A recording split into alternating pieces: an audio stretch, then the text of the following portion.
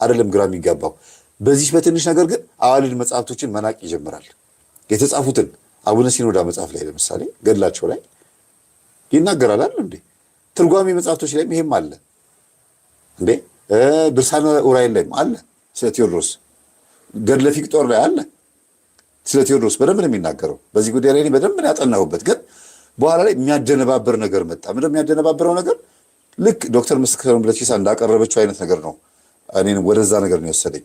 ከዛ ደግሞ ወደ እውነቱ ስንመጣ ደግሞ እንደዚህ አይነት አባቶች ደግሞ ነብይት ሳቤላን ጥሩ ባልሆነ መንገድ ደግሞ ተርጉመዋታል። ስለዚህ እልባት ቢሰጥበት፣ አለበለዚያ ነገ ከነገ ወዲያ ገድላትና ድርሳናት ብቻ አይደለም ቅዱሳን አባቶቻችን ገዳምና ደብር ሄዶ መሳለም ሊቀር ነው ማለት ነው። ገድሉንም መጠራጠር ይጀመራል። እውነት ተክልዬ በአንድ እግራቸው ጸልየዋል የሚል ትውልድ ይመጣል። እንደዛ ነው የሚሆነው እና የግል ስሜቶቻችንን ባንናገር ብዬ አስባለሁ። በእናት በስመ አብ ወወልድ ወመንፈስ ቅዱስ እንዴ መንዙማውን ከፈተልን። እሺ እታችን ማን ትባላለች? እስቲ ስሟን ጻፏት፣ ስሟን ጻፏት እስቲ። ዛሬ ሂና ተቀብታለች፣ ቅንድባን ተቀንድባ ኩል ተኩላለች። እጇ ላይ ያደረገችው ጌጥ ምን እንደሆነ ይናገራል። የጠመጠመችው ምን እንደሆነ ይናገራል። ጸጥ ብላ ነው የምታየው ካሜራውን። የምታዳምጠው ነገር አላት አይደል? እህታችን ማናት እስቲ? መሲ አይደለም? መሰረት ያሁኗ አይሻ ልክ ነው። አይሻ ነው ስሟ። እስቲ አሁን የተሰጣት ስማን ነው መሲ ነው ስሟ። የሀገሬ ልጅ ናት። አዎ ይሁንልሽ፣ የሀገሬሽ ልጅ ናት። አይሻ ተባለች እኮ። ትክክለኛ ስሟን ንገሩኝ። መሲ ናት። ሳውዲ ነበረች ነው የሚሉት። አይሻ አሁን ሙስሊም ከሆነች በኋላ የተሰጣትን ስም ነው የምነግራችሁ የምጠይቃችሁ።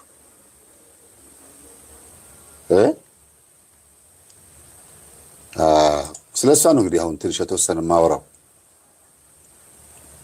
ምን ያህል እንግዲህ አስተምሮታችን ምን እንደሆነ ታውቁታላችሁ አይደለም? የኛውን አስተምሮ እኔም ማስተምሮ ትምህርት በዛ ውስጥ ነው የማየው፣ በሌላ አይደለም። አቶ መተቀሽ የከም ጅርቱ ተቸኒ ያዳ ነጋኩ ወደገለተረኩ አከስመስ ጆለን ክርስቲያና ነዲን ረቢ በቱ ወጅርተ ጅርተን እስኔፍ ያተው ነጋከ ሰምቲ ፈያከ ሰምቲ አላኮ አርግተ ከነጋኮ አልሐምዱሊላህ እንደዚህ አይደለም እንኳን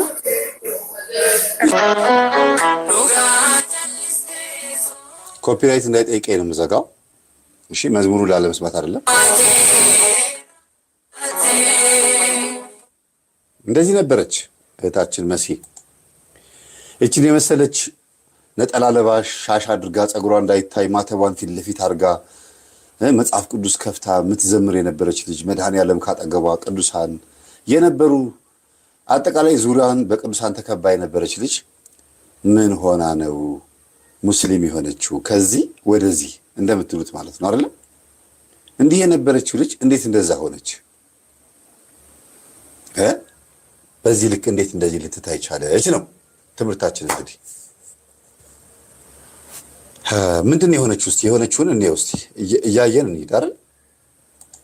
ያ እስቲ ቆይ ትንሽ ሄድ ላድርገውና መዝሙሩንም ትንሽ ላሳልፈው። ይሄን የምታውቁት ስለሆነ ነው። እስቲ ኮፒራይት እንዳይጠይቀኝ። እሺ እቺ ደግሞ አጠገቧ ሆና እየዘመረች ነው። ትስማታለች ስትፈልግ ማተብ አስራለች። መሲ ደግሞ መታ ትስማታለች እና ምን እንደሆነ አልገባኝም። ጓደኛዋ ትሁን አይዶን ነው። ቪዲዮቹን በደንብ እንይና በኋላ በደንብ ስለማወራበት ነው። እሺ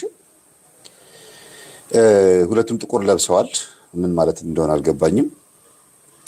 በዚህ ሰዓት በትክክል ሙስሊም ሆናለች አለች ልጅ መሲ ነው። የቆየ ቪዲዮ ነው። እንዴት ዝም ልትላት ቻለች? ነው ችግር የለውም ሃይማኖትሽ ሃይማኖቴ ነው ተባብለው ነው ጓደኛዎችሽ ናቸው ለወንድ ብላን ሄደችው እያላችሁ ነው። የዛር መንፈስ ነው። አቤት አቤት ስትቀርቡኝ እኮ ስችሉበት። ትምህርት ማለት ይሄ ነው። እሺ አባታችንን ትምህርት እንዴት መሀል ላይ እንደገባብኝ አላውቅም። ይቅርታ አድርጉልኝ። መሀል ገብቶብኝ ነው። ይቅርታ ይደረግልኝ። ነካኪን ካልሆነ በስተቀር እኔ ሳልናገር ተንፈስ ሳልን እንኳን እንዲህ የሆነች እኮ እኛ ጋር እኮ የሚያስጠላው ነገር አላት እኮ በየቦታው ላይፍ ከፍታችሁ ማለት ነው። ኢንሻአላህ በአለም የሚያስጠላ ነገር እናንተ ጋር ይኖረኝ፣ ወደኋላ አልመለስም። ወላሂ ማንም ወደኋላ የሚመልሰኝ ሰው የለም እና እያበረታታችሁኝ ነው። ከነካችሁኝ ግን ያው ነክቶ ምንድን ነው የሚባለው ለተረታረና እኔ እንኳን ለእናንተ አይደለም ዛሬ ላመንኩበት እስልምና እንኳን ብዙ ነገር ሳደርግ ነበር፣ አይታችሁኛል። እነሱን እንኳን አልፈራውም። ሰውዲ ላይ ቁጭ ብዬ ነበር እንደዛ እንትን ሲላቸው የነበረውና እንኳን እናንተን አይደለም ሊላችሁ ፈልጌ ነው። ስለዚህ ምንም የምታመጡኝ ነገር የለም፣ የምታደርጉት ነገር የለም። አትንጫጩ። ለልባ ብንጫጫ በአንድ ቆጫ ውቅጥ ነው አለቀ። ከተነሳብኝ ማንም እንትን አይለኝም። እኔ ምላሴ በጣም መርዝ ነው፣ የምሬ ነው። አላህ ኢላሃ ኢላላህ ወአሽሀዱ አነ ሙሐመደን ረሱሉላህ ወአነ ዒሳ አብዱላሂ ወረሱሉሁ ዱጋን ከገፈረሙ አላህ መለከን ጅብር ረጋ ነበያ ነቢ ሙሐመድስ ኤርገማ ዱጋፊ ዱማተ ውሳኔ ኬሰ ኪያን አመኔ አረበ ኪያን ረጋ ብሄራ ኢየሱሲስ ኤርገማ ረቢ ፊ ገብሪቸ ረቢ መሌ ዋቅ አከንታኔ ፊ እንግዲህ መሀል ላይ እየሰጠች ነው። ይበቃል አይደለም? ከዚህ በኋላ የምታውቁት ነገር ስለሆነ ሁሉን መዘርዘር አይጠበቅብኝም። ምንድን ነው እየተከናወነ ያለው? እንግዲህ እዚህ የምታክል ትንሽዬ ቤት ውስጥ ይሄን የሚያክል ስፒከር አድርጎ ነገሩን ግነት ሰጥቶ በማይክራፎን አስቡት። ቢያወራ እኮ ማይክራፎኑን አውርዱት እኮ ቢያወራ ይሰማል። እና ምን ያህል ነገሩን ማግነን እንደፈለጉ ያሳያል። እና እስቲ ወደ ዋናው ሀሳብ እንምጣ። ወደ ዋናው ሀሳብ አያችሁት? በጣም ጠባብ ክፍል እኮ ነው ማይክራፎን የተደረገው። ተመልከቱ፣ ይሁት ለምንድን ነው በዚህ ሁሉ ልክ ያስፈለገው ሲባል ልክ ያኔ መምህር ዘበነ ለማ ትዝ ይላችሁ እንደሆነ የተኩላው ለምድ ሲገፈፍ ብሎ ያቀረበው ፕሮቴስታንቶች አቡነ ያሬድ ነኝ ብሎ የመጣው ሰው እንዴት ትልቅ ዳንኪራ ሲረገጥ እንደነበረ አንድ የሆነ ሰው ከኦርቶዶክስ ወደ ፕሮቴስታንት መጣ ተብሎ እንደዛ ተረግጦ መጨረሻ ላይ እንዴት እንደተዋረደው አይታችኋል አይደል? ይቺም ልጅ እስልምናን ለመቀበል በሚዲያ የምትታወቅ ልጅ ስለሆነች ብቻ ማለት ነው የምትታወቅ ልጅ ስለሆነች ብቻ እንዴት ነገሩን አግንነውት አንዲት ልጅ እንግዲህ ስለወሰዱ ወደ ራሳቸው ስለወሰዱ ማለት ነው እንደዚህ አግንነው ካወጡት አስቡት እንግዲህ በምክንያት እንደሆነ በኋላ እንነጋገራለን። ብዙ ሰው ቢሄድ ወደ እነሱ ምን ይሉ ነበር ነው። በእውነት በትክክል የኢትዮጵያ ኦርቶዶክስ ተዋሕዶ ቤተክርስቲያን እምነት ተከታይ የነበረ ወንጌልን የሚያውቅ መጽሐፍ ቅዱስን በትክክል የሚረዳ ሰው ወደ እስልምና ይሄዳል? እውነት በትክክል ቤተክርስቲያን የሚያውቃት ሰው በጣም በቃ መረን ሆነ ከተባለ ዱርዬ ነው የሚሆነው። ኦርቶዶክስ ሆኖ ዱርዬ ነው የሚሆነው። በፍጹም ወደ እስልምና ሃይማኖት የሚሄድ ኦርቶዶክሳዊ አለ ብዬ አላምንም። ይሄ እኔ ነው መብቴ ነው እንደዚህ ማመን። ለምን ለሚለው እሱ እንግዲህ ራሳችሁ ግምታችሁን አቅርቡ። ቤተክርስቲያንን በደንብ የሚያውቃት ሰው በኃጢአት ወድቆ ከቤተክርስቲያን ሊርቅ ይችል ይሆናል። ከርቀቱ ነው ቤተክርስቲያን እየናፈቃት ጽጌው ምን ወረቡ ትዝ እያለው ጉባኤው ትዝ እያለው ምናምን እዛ ሆኖ በቃ ዝም ብሎ በመንፈስ ሊሰክር ይችል ይሆናል እንጂ ወደ ሌላ እምነት በተለይም ደግሞ ወደ እስልምና ሊሄድ አይችልም ብዬ ነው የማስበው። እንደኔ ግምታችሁ ማቅረብ ትችላላችሁ።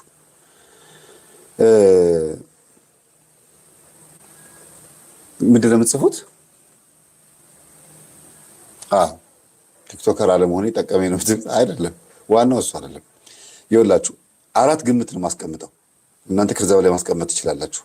መሲ እስልምናን ተቀብላ የታየችበት ምክንያት ይሆናል ብዬ የምገምተው ግምቴን ነው እንግዲህ ነው ብዬ አይደለም ግምት ሊሆን ይችላል ብዬ እናንተ አንዱን እንድታስቀምጡ ነው ፈልገው።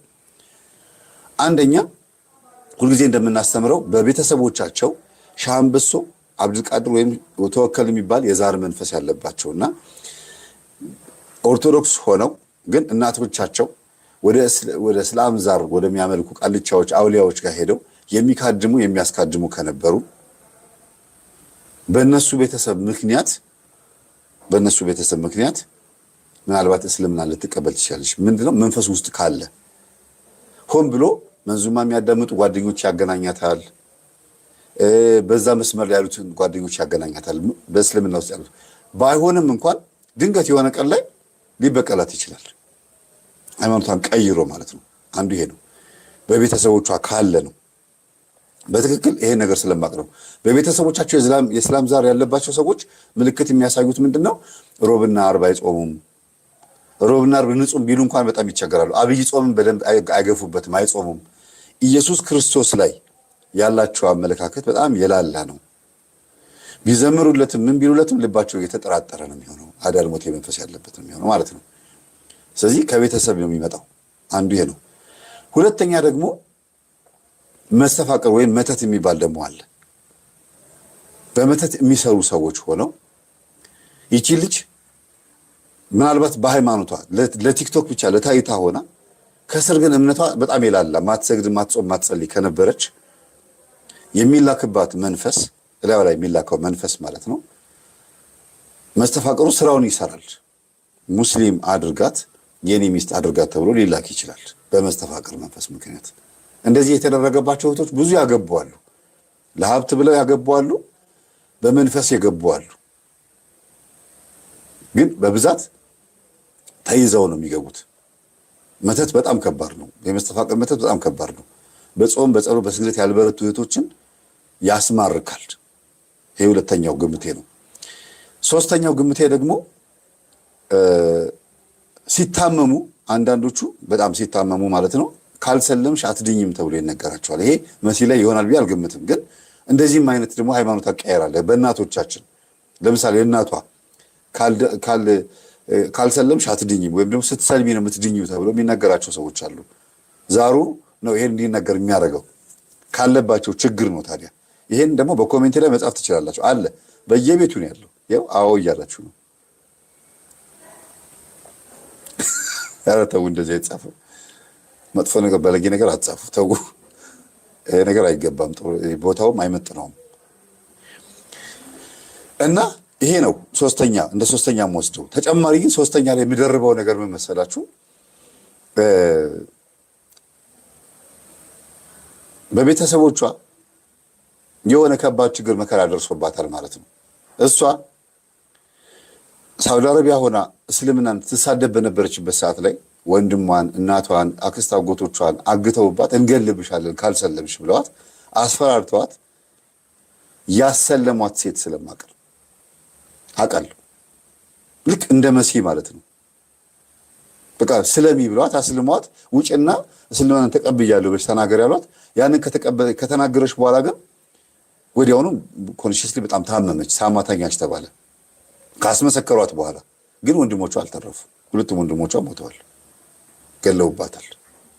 ለምንድን ነው? አንድ የመስክራ ጠፋችባቸው። እነሱ የተነጋገሩት ግን 7 ጊዜ መስክሪ ብለዋታል። በየሚዲያው እየወጣች ተናገሪ ብለዋታል። እስቲ መሲን አይታችኋታል?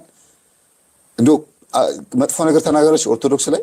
ለምንድን ነው? በቃ እኔ ምንም አልተናገርኩ፣ ክፉ ነገር አልተናገርኩ ትላለች አይደለ? ለምን ነው ዝምታን የመረጠችው? ለምን? እውነት በቤተክርስቲያናችን ላይ ኢየሱስ ክርስቶስን ጠልታው ከሆነ ሄደችው ሃይማኖቱን ማትፈልገው የሆነ በቃላር ብቻ እንዴት ነው ውስጡ የሆነ ነገር ያለ አይመስላችሁ? ምንም ነገር ላለመናገር ድምፀ ታቅቦ ይባላል። ፓርላማ ላይ የምትቃወሙ ሲባል እጅ ይወጣል፣ የምትደግፉ ይባላል። ድምፀ ታቅቦ ሲባል ያው ከሁለቱም አይደለንም ማለት ነው።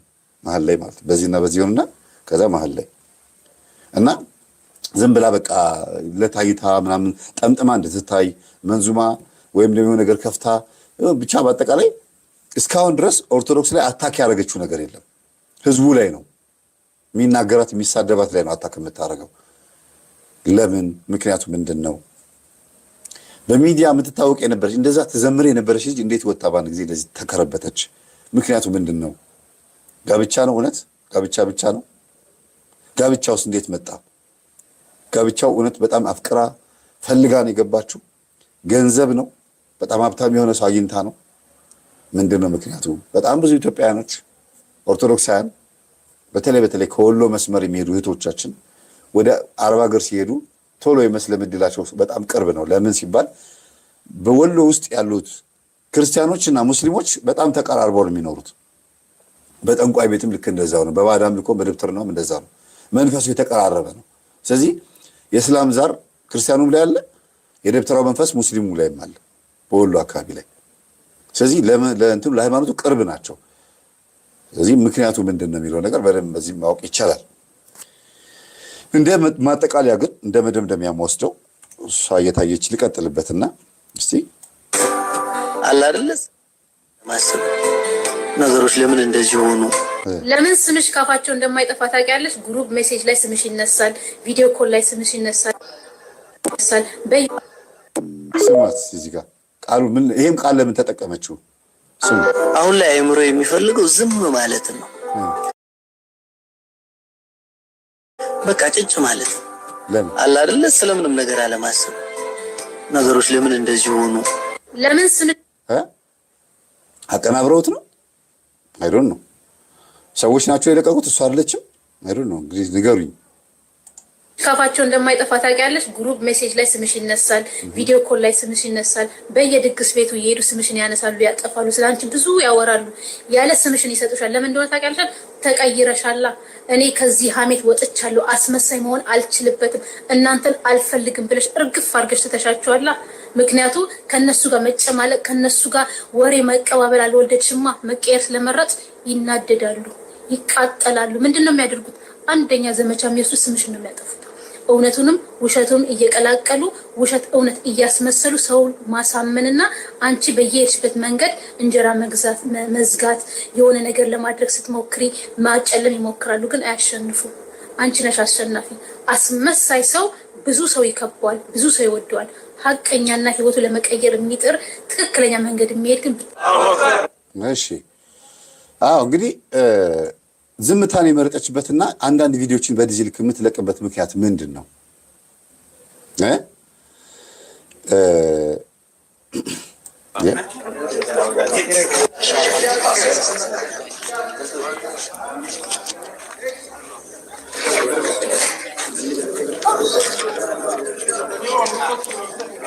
ርዕስ ምን ብዬ ነው የጻፍኩላችሁ? የጌታ ፍቅር የገባው ማን ነው የሚል ነው አይደለ? የጌታ ፍቅር የገባው ማን ነው? ያት ማተቧን ስትበጥስ ማተቧን እየበጠሰች ነው በመቀስ በጠሰች ስትበጥሰው አላህ አክበር እያሉ ነው። መብታቸው ነው። ሙስሊምናን ስለተቀበለችላቸው ማተቧን ስትበጥስ እንደዘማት መብታቸው ነው። ትክክል ናቸው በእነሱ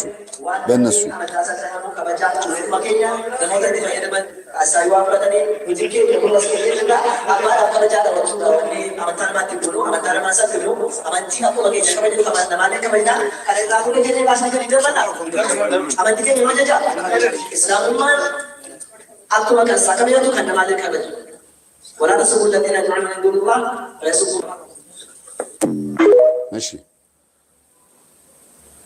ይቀጥላል። ጠመጠመች ማለት ነው ለመጀመሪያ ጊዜ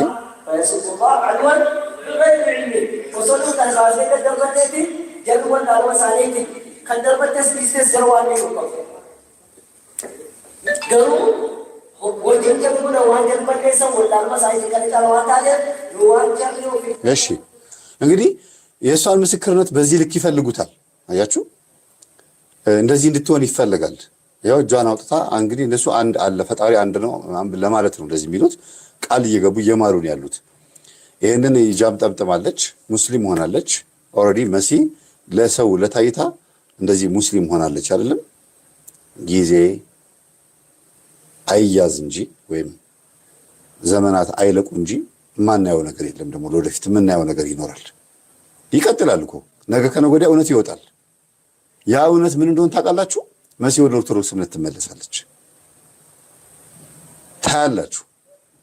ለምን ብትሉ የኢትዮጵያ ኦርቶዶክስ ተዋሕዶ ቤተክርስቲያን እምነት ውስጥ ሆና በነበረችበት ሰዓት ላይ ያለው የክርስቶስ ፍቅር መቼም ቢሆን አይለቃትም። በልቧ ውስጥ ተስሎ ሲያስለቅሳት ሲያስነባት ነው የሚያድረው። ልቧ ውስጥ ነው ያለው ክርስቶስ። የእውነት አምናበት አይደለም የሄደችው። ያስታውቃል። ፊቷ፣ ገጽቷ፣ ሁሉ ነገሯ ያስታውቃል። እንዲያውም እስልምናን ከተቀበለች በኋላ ወደ ሚዲያ ባትወጣ ይሻላት ነበረ። በመውጣቷ ሙስሊሞችን እንዲያውም የበለጠ አጋለጠቻቸው። ምን ፈልጋ እንዳልሆነ ያስታውቃል። እስቲ ስናስተምር ሰምታችሁ ከሆነ እንሾሽላ ወይም ሂና መቀባት፣ ቅንድም መቀንደብ፣ ሊፕስቲክ መቀባት ወይም ደግሞ አጠቃላይ ምንድነው እነዚህ ሶስት ምልክቶች የሚታዩት? ኩል መኳል። እነዚህ በመጽሐፍ ሄኖክ ምዕራፍ 2 ላይ የማን መንፈስ ምሳሌ ነው ብያችኋለሁ? ወይ ማን ነው ይሄን ያስተማረው? አዛዝኤል የሚባል መንፈስ ነው። ለሴቶች ይሄን ምንዝር ጌጥ አስተማራቸው ይላል። ኦርቶዶክስ ሆና አታደርገው የነበረውን ምናልባት አድርገው ከሆነ አላውቅም፣ ሲጻፉልኝ አይኗ ላይ አላየሁትም፣ ቅንድቧ ላይም አላየሁትም። ንጹህ የነበረች ልጅ ሙስሊም ስትሆን ይሄ ሁሉ ቀለማ ቀለም ከየት መጣ? እንደዚህ መሆን ስለፈለገች ነው? ሃይማኖቱ ፈቅዶላት ነው?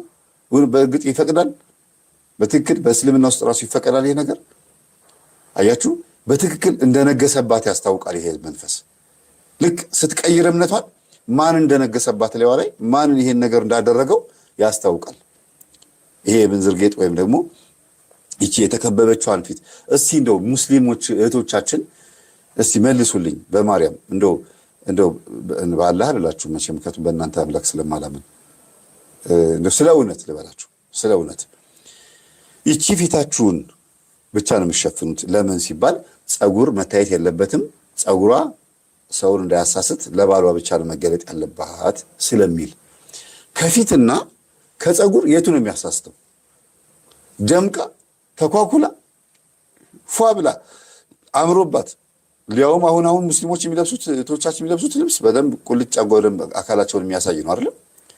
የቱ ነው የሚያሰናክለው? ፀጉር ዝም ብሎ እንደዚህ ተበጥሮ የሚወረድ ፀጉር ነው የሚያሰናክለው? አንገት ነው? ያ የተሸፈነው ፓርት የትኛው ነው የሚያሰናክለው?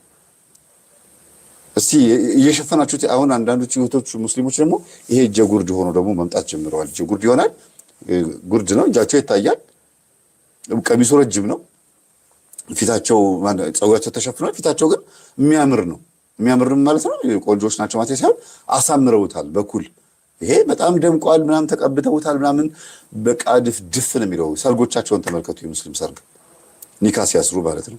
እና ምናልባት ልክ እንደዛ እንደገባች አዳኝ ወርቁ አግኝቷታል ብዬ አስባለሁ። አዳኝ ወርቁ ማለት እንግዲህ እንደዚህ ሾሽላ መቀባት፣ ምንዝር ጌጥ ማድረግ ምናምን የሚወድ መንፈስ ነው። ይሄ መንፈስ ደግሞ ሂና ይወዳል። ፏ ብሎ ምናምን ቡና ማፍላት ፏ ብሎ ደምቆ ምናምን ይሁት ሊፕስቲክ ማን ጥፍር ቀለም ተቀብታለች። ብቻ በአጠቃላይ ልጅቷ ከክርስትና ከወጣች በኋላ እነሱ አድርጊ የሚሏትና ሁኝ የሚሏትን ለምን ምን ችግር አለው አድርጊ የሚሏትን ያደረገችው ይፈቀዳል አይነት ነገር ለምን ካሁኑ ከከለከሏት ነገ ከነገ ወዲያ ምን እሺ አትላቸውም። ስለዚህ አዲስ ናት ችግር የለውም ይፈቀድ ነው የሚባለው አይነት ነገር ነው የሆነችው ማለት ነው። ልክ እንደ ግብጽ ኦርቶዶክሳውያኖች የግብጽ ኦርቶዶክስ ክርስቲያኖች ቤተ መቅደስ ሲገቡ ፀጉራቸውን ሸፍኑ ቢባሉ ቀሚስ ልበሱ ረጃጅም ቀሚስ ልበሱ ቢባሉ ይጠፉብናል ብለው አስበው ከነሱሪያቸው ይገባሉ። የግብጽ ኦርቶዶክሶች ከነ ፀጉራቸው የታየ መዝሙር ይለቃሉ። አይታችኋል? እስቲ አልከኒሳ የሚባል የግብጽ ኦርቶዶክስ ወይም ደግሞ አጋፔ የሚባል የግብጽ ኦርቶዶክስ የዩቲዩብ እና የቴሌቪዥን ቻናላቸውን ግቡና እዩት። ኢጂፕሻን ሶንግ ብላችሁ ግቡና እዩት።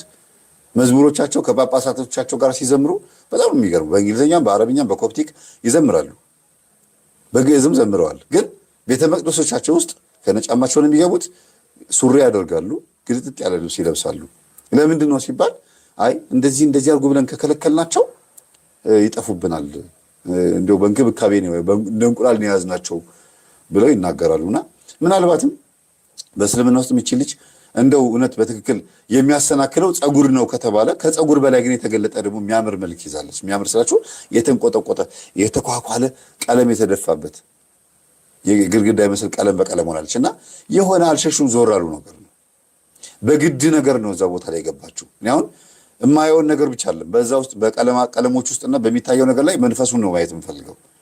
አዳኝ ወርቁ ማለት ጌጣጌጥ ይወዳል። ምናልባት በትግራይ ክልል ሲመጣ በአማራ ክልል ሲሆን በኦሮሚያ ክልል ሲሆን እንትን ጌጣጌጥነቱ ሊለያይ ይችላል። ምንዝር ጌጡ ግን አዳኝ ወርቁ ያለባቸው ሴቶች አሸንክታብ ያበዛሉ። ከላይ እስከ ታች ድረስ አሸንክታብ አለባቸው እና ይሄ ነገር የመንፈስ እንደሆነ ነው የምረዳው። እኔ በእኔ ሁሉም የራሱን ጀጅመንት ነው የሚያስቀምጠው። እኔም የራሴን ፍርድ ነው እንግዲህ ማስቀምጠውና እህታችን ወዳ አይደለም ተወስዳ ነው ልቧ ነው የተወሰደው። ልቧ ደግሞ ቢወሰድም በከፊል ደግሞ አይምሯና ህሊናዋ ደግሞ ቅን ፍርድ ይፈርዳል። ክርስቶስን በልቧ እንደምታስበው ነው የማስበው እስቲል አሁንም ድረስ ማለት ነው። ኢየሱስ ክርስቶስን አልካደችው፣ በውስጧ አለ። አንድ ቀን ታያላችሁ። ምናልባትም ተጠቅመው እንደሚጥሉት አይነት የሽቶ ቃል ሊያደርጓት ይችሉ ይሆናል። ሳትክድ እንግደላት፣ ሳትክድ እንደዚህ እናርጋት የሚል አመለካከት ከመጣ ጥሩ አይደለም። ከእስልምና የማይጠበቅ ነገር ነው፣ አይደረግም። ይሄ ፍርታምነት ይባላል። ጤነኛ ሆና ምንም ሳትሆን ምንም ሳትነካ ግን እድሜ ከቀጠለ ወደፊቱ ከገፋ ግን የሆነ ነገር እናያለን ብዬ አስባለሁ። መሲ ላይ የምናየው ያንን ነው። እንግዲህ እነዚህ ያስቀመጥኳቸው 4-5 ነጥቦች አሉ። ከዛ ውስጥ ግን ትንሽ ከፍ ብሎ የማየው በጋብቻ ብዙ ሰዎች ፍቅር ይዟት ነው ወይም ደግሞ ገላዋን ሰጥታ ለሀብት ለንብረት ብላን የገባችው ተገዳ ነው ታግታ ነው ምናምን የሚባለው ነገር እንዳለ ሆኖ የሚፈታው ጊዜ ነው የሚለውን ይዘን እንድንሄድ የሚያደርገን የአንበሳውን ድርሻ የሚወስደው ግን መንፈስ ነው። ይቺ ልጅ ወደ ሌላ ቦታ የወሰዳት መጽሐፍ ቅዱሱን እንድትክድ አድርጎ እግዚአብሔር የሚባለውን ኢየሱስ ክርስቶስ የሚባለውን አጠቃላይ አስተምህሮ ትውት አድርጋ ወደ አላህ ወደሚባለው አስተምህሮ የሄደችበት መንገድ ግን እኔ እንደምረዳው እኔ እንደሚገባኝ ከሆነ ይቺ ልጅ መጽሐፍ ቅዱስን ብታውቅም ባታውቅም መጀመሪያ የሆነ ችግር አለ ማለት ነው። መጀመሪያ በቤተሰብ ቋንቋ ቀየር ቢያደርጉም የሚናገሩት ነገር ባይገባንም መታ መልስ የምትሰጥበት መልስ አሰጣጧ ራሱ ግልጽ ነው በደንብ። እኔ ልናገር አልፈልግም፣ ለምን እናንተ ትሳደባላችሁ? በቃ ትቻችሁ መጥቻለሁ አይደለ? ለምን ትናገሩኛላችሁ ስትል ምን ማለት ነው? ኦርቶዶክስን መሳደብ አቅቷት ነው? የሆነ ኃይለኛ ቃል መናገር አቅቷት ነው? አይደለም። ከዚህ በኋላ ምናልባት ከተሳደበች እኛ እንደዚህ ስላልን ነው እንጂ የምትሳደብ ሰው ስለሆነች አይደለም። ከዚህ በኋላ እንኳን ብትሳደብ እኛ እኔ እንደዚህ ስላልኩኝ በውጭና በደንብ አድርገሽ ኦርቶዶክስን ተሳደቢ ብለዋት ነው የሚሆነው። እንደዚህ ያሉሽ ስለሆነ ስለሚባል ማለት ነው። እና ይቺ ልጅ የምትሰሙትን ነገር በሙሉ የምትናገረው የመተዛዘቢያ ነው። ነገ ከነገ ወዲያ እንደዚህ ማለቷን ራሱ ላታስታውስ ትችላለች። ወረሱሉ ዱጋን ከበረሙ አላህ እና እስቲ ስለ መሲ ማውራቴን ላቆምና እንደዚህ አይነት ሐሳብ ያላቸው እህቶች ደግሞ አሉ። መሲን በቃ እዚህ ጋር ልተዋት። ምክንያቱም እሷ ቲክቶከር ስለነበረች ነው በዚህ መነጋገሪያ ርዕስ የሆነችው። ቲክቶከር ስለነበረች ብቻ ነው፣ ሌላ ምንም ምክንያት የለም። ቲክቶከር ባትሆን ኖሮ እንደዚህ ማትቀረጽም እንደዚህ ማይለቀቅም ነበረ። ዝም ብላ የሆነ ቦታ ሄዳ ምናምን በቃ እጇ እንደዚህ ብላ ትቀርጽ ማነው ምላ ትወጣ ነበረ ማለት ነው። እና በሌላ ቦታ ላይ ምናልባት ይቺ ልጅ በሌላ ቦታ ላይ መሲ ማለት ነው በሌላ ቦታ ላይ በሌላ ሀገር ላይ ሆና ቢሆን ኖሮ ምናልባት ሌላ እምነት ውስጥ ብትገብታ ቢሆን ኖሮ እንደዚህ ላይካበድ ይችል ነበረ። ጊዜው ግን ትኩሳት ስለሆነ ነው። ግን እህቶቻችን እስቲ አይደለም ሙስሊም ሆናችሁ ኦርቶዶክስ ሆናችሁ እያለ ውስጣችሁ አላሁ አክብር እያለ ቢጮህባችሁ ነገር የለም? ይጮህብኛል፣ ጸበል ሲሄድ ስጠመቅም እጮሃለሁ የሚሉ አሉ። ይቅርታ ለምናገረው ነገር ሙስሊሞች እንዳትቀየሙኝ፣ ምን ለማለት ፈልገው ነው እንዳትሉኝ። ይሄን የምናገረው ለምንድን ነው? እኛ ስለምናይ ነው ነው። እኛ አይደለም እናንተ ጋር እኛ ጋር ኦርቶዶክሳውያን ጋር ራሱ ቄስ ነው ብለን የምናስበው ሰው ተከርቡ ደብተራ የሚሆንበት ሁኔታ ስላለ ነው። ምን ማለት ነው? የተደገመው ድግምት ለምሳሌ ሙስሊምና ኦርቶዶክስ ጎረቤታማቾች ይሆናሉ። ሁለቱም ችግር አለባቸው፣ ወደ ፈጣሪያቸው የሚሰግዱ አይደሉም። ሁለቱም ጠንቋይ ጋር የሚሄዱ ናቸው። ከእስላሟ መንፈስ ተወርሮ ክርስቲያኗ ጋር እንደመጣ ከክርስቲያኗ ደግሞ ተወርሮ እስላሟ ጋር እንደገባ ለማሳየት መንፈሱ መገለጫው ምንድን ነው? ሲጮህ የሚናገርበት ቃላት ነው። ስለዚህ ከእስላሟ ከሙስሊሟ ሴት ወደ ኦርቶዶክሷ የተወረወረው ድግምትና መተት ሲመጣ ራሱን የሚገልጽበት መንገድ ከማን እንደመጣ ማነው ሲባል ይናገራል ማለት ነው። ይጮሃል። ብዙ ቦታ ጸበል ላይ እንሰማለን። ያው ሰምታችኋል ሁላችሁም፣ ብዙ ጊዜ እንሰማለን። በአረብኛ ይለፈልፋል፣ ብዙ ነገር ቁርአን ለመቅራት ይሞክራል ምናምን። ልክ አንድ የሆነች ልጅ ጸበል ስትመጣ ኢየሱስ ጌታ ነው፣ ኢየሱስ ጌታ ነው እያለች መጣች ጸበል ቦታ ላይ። ከየት እንደመጣ መንፈሱ ምልክት ሰጠ ማለት ነው። መቼም ኦርቶዶክስ ኢየሱስ ጌታ መሆኑን ሳታቅ ቀርታ አይደለም፣ ክዳም አይደለም። ግን ኦርቶዶክስ ሆኖ አንድ ሰው ጸበል ቦታ ላይ ሲገባ ሲለፈልፍ ኦርቶዶክስ እያለ የትም ከፕሮቴስታንት ጋር የተነካካ ህይወት ሳይኖረው እንደዚህ ብሎ ሊጮህ ስለማይችል ነው። ከሌላ እምነት ግን ካላቸው ከጓደኝነትም ሊሆን ይችላል፣ ከዝሙትም ሊሆን ይችላል፣ ከምንም የተነካካ ህይወት ካላት ግን መንፈሱ ከየት እንደመጣ ለማሳወቅ ኢየሱስ ጌታ ነው እያለ ይጮሃል ነው። አሁን እናውቃለን። ምንድነው የምትለፈልፈው ሲባል አይ ከየት እንደመጣው እኮ ለመናገር ነው። እንደዚህ ነበር የምንጮኸው፣ እንደዚህ ያልን ነበር በየመንገዱ የምንጮኸው እየለፈለፍን፣ ከዛ በቡዳ በላናት እንደዚህ ያልናት ይላል። ከማን እንደመጣና በምን ሁኔታ በምን አክሽን ላይ እንዳለ ሲያሳይ ነው እንደዚህ የሚናገረውና ከዛ አንጻር እንድትረዱልኝ ይፈልጋለሁ። እና በዚህ በእህታችን በመሲ በኩል የብዙ እህቶቻችን ህይወት መነካካት እንችላለን። ብዙ እህቶቻችን ሳይፈልጉና ሳያውቁት በውስጣቸው መንዙማ ድምጽ ይሰማሉ። መንዙማ ድቤ ይመታባቸዋል ውስጣቸው። ምንድነው መመራራኔ አልቻልኩም፣ የሆነ በጣም ከባድ በህልሜ መጥቶ የጠመጠመ እንደዚህ እንደ ሙስሊሞች የጠመጠመ ምናምን መጥቶ እንደዚህ አደረገኝ፣ እንደዚህ ተገናኘኝ ይላሉ። ከማን እንደመጣ ሲያመለክት ነው።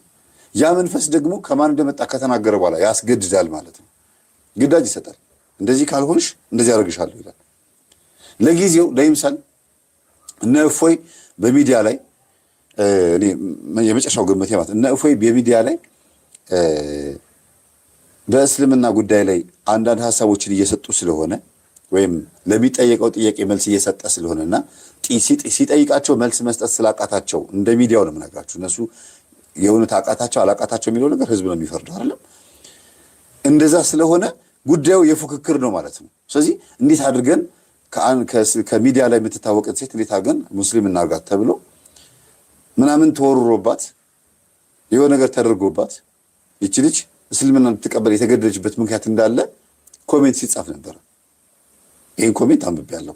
እንደዚህ ተደርጎባት ነው የሚሆነው። አንዲት ልጅ እንደዚህ አውቃታለሁ ስትሳደብ ቆይታ እስልምናን ተቀበለች። ግን ልጅቷ መጨረሻ ላይ ተመልሳ ኦርቶዶክስ መጣ። ጸበል ቦታ ላይ አሁን ጸበልተኛ ነች ያለችው። እስካሁን አልወጣችም፣ እየጮኸች ነው ያለችው። ወስደን እንደዚህ አረግናት እያለ እየለፈለፈ ወስደን እንዲያረግናት እያለ እየለፈለፈ ነው ብለው ኮሜንት ሲጽፉ ነበረ። በጣም ነው የገረመኝ። ልክ ነው። ተቋርጦ ነበር ነው ቤተሰቦች ተቋርጦ ነበር። ኔትወርክ ቢዚ ሆኖ ነበር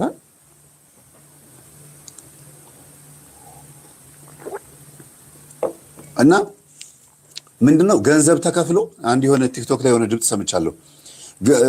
ማለት ጉዳዩ የፉክክሩ ወደ ምን ይሄዳል መሰላችሁ? ይሄ ሃይማኖትን ለማስከበር መተታዊ መንገዶች መጠቀም። አንድ ደብተራ አስቡት። አንድ የቤተክርስቲያናችን አገልጋይ የነበረ ግን በጎን በኩል ጥንቁልና የሚሰራ ደብተራ የነበረ ሰው ኦርቶዶክስን ለማስከበር ብሎ አንዲትን ሴት ከሌላ እምነት አምጥቶ መድረክ ላይ እንድትመሰክር ሲያደርግ ብላችሁ አስቡት። ለኦርቶዶክስ ቀንቶ ግን ማን ነው አስመስካሪ የሚያደርገው? ዲያብሎስን።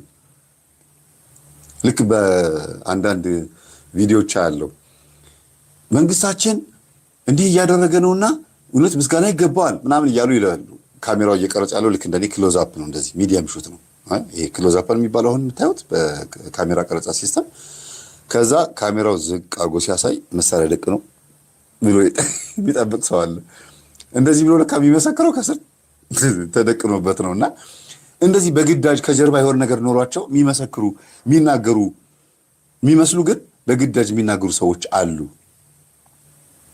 ምናልባት እንደዛ ይሆን፣ ምናልባት በንፈሱ አስገድዷት በሚለው እንዳለና ከጎን ደግሞ ይሄ የሃይማኖት ፉክክሩ ለምን ሙስሊሞች ምን ብለው ያስባሉ? እንደኔ እንደምረዳው ሴት አጋንንት እህት አለችኝ፣ ወንድ አጋንንት ወንድም አለኝ ብለን እናምናለን ብለው ተናግሯል። አይደለም ኡስታዝ አቡበከር ነው አቡ ሃይደር ነው መሰለኝ። እና ከዚህ አንፃር ስታዩት ጂኒዎችን ማናገር ወይም አጋንንት ማናገር ወይም እነሱ መተው መስጊድ እንዲሰግዱ አብረን ከኛ ጋራ ስግደት ለአምላካቸው ፕሮግራም አምልኮ እንዲያቀርቡ ተፈቅዶላቸዋል ከተባለ በዚህ ልክ ከሆነ እነሱ የሚረዷቸው እነሱን ተጠቅመው ይሄንን አያድርጉትም ማለት ይከብዳል። ያደርጉታል ማለት ነው። ይሄን ሲስተም ተጠቅመው እና ብዙ መላምቶችን ያቀረብኩት እናንተም ግምቶቻችሁን እንድታቀርቡ ነው ብዬ ስለማስብ ነው። በመሲ ላይ ያለኝን ሐሳብ ጨርሻለሁ ማለት ነው። እና እስቲ ይህ ወንድማችን የሚናገረው ነገር በጣም ይገርማል። እስቲ እንስማው። የቡዳ መንፈስ የሚባል ነገር የለም፣ ቡዳ የሚባል ሰይጣን የለም ወይም ሰይጣን የለም እያለ ነው።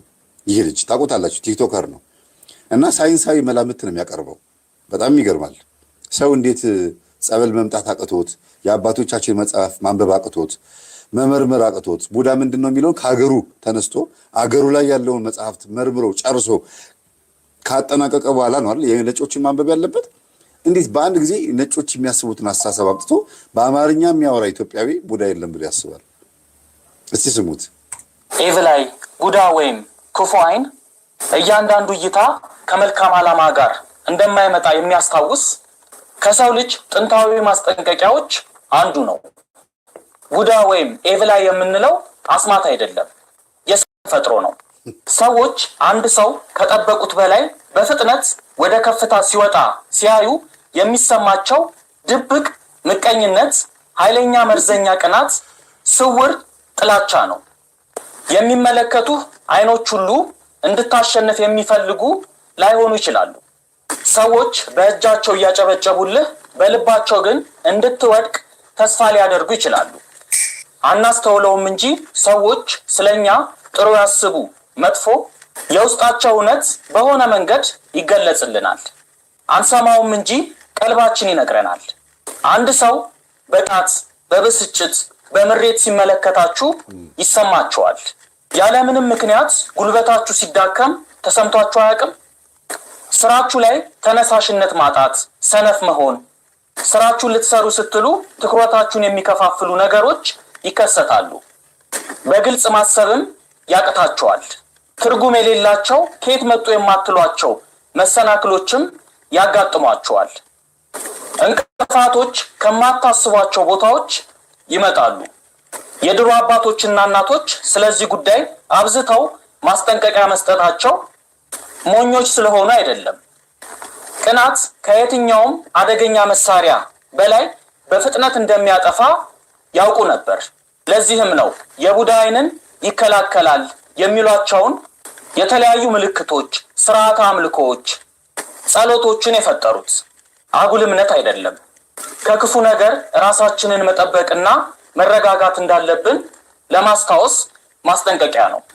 በዛሬው ዓለማችን ክፉ ዓይን ኤቪል አይ ወይም ቡዳ የሚገለጽባቸውን ነገሮች ልንገራችሁ።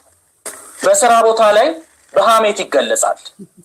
ደጋፊዎች ሆነው የሚያስመስሉ ነገር ግን እያንዳንዱ እንቅስቃሴዎቻችሁን ተከታትለው ውድቀታችሁን በሚመኙ ጓደኞቻችሁ ይገለጻል። እዚህ ሶሻል ሚዲያ ላይ እንኳን ከስኬታችሁ ይልቅ ውድቀታችሁን የሚመኙ ፎሎወርስ ወይም ተከታዮቻችሁ አሉ። አካላዊ ንክኪ ሳያደርጉ በየቀኑ ሊጥሏችሁ የሚታገሉ ቡዳዎች ሞልተዋል። ወደ ስኬታችሁ ያለ ኮሽታ በዝምታ በጸጥታ መንቀሳቀስ። ሁሉም ሰው የሚቀጥለውን እርምጃችሁን ወይም ዓላማችሁን ማወቅ አይገባውም። ስለዚህ ስለ እናንተ ከበቂ በላይ መረጃ እንዳይኖራቸው ሰዎችን ከህይወታችሁ ገድቡ። ስራችሁን በትጋት መስራት፣ ለሐሜት ወደ ኋላ ለሚጎትቷችሁ ነገሮች ምላሽ አለመስጠት። ዝም ብሎ ስራን መስራት ሁል ጊዜ ምቀኝነትን ያሸንፋል። በጸሎት መትጋት፣ በእምነት መጠንከር፣ መንፈሳዊ ልምምዶች ላይ ንቁ መሆን።